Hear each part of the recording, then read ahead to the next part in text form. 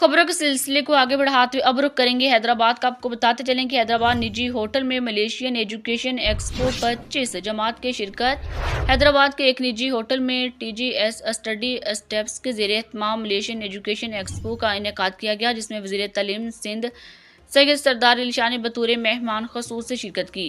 Expo Malaysian की 25 मरूफ जमात ने stalls लगाकर तलबा को अंडर ग्रेजुएट, मास्टर्स और PhD प्रोग्राम, दाखिला और वीज़ा प्रोसेस से मुतल्लिक मालूमात फ़राहम की।